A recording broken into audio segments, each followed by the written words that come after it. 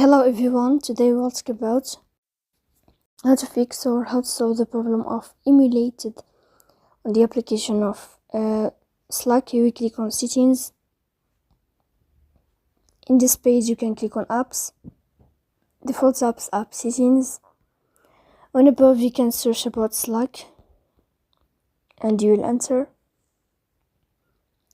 Then you can click on first stop and you can click OK. After that you'll enter to the window of storage.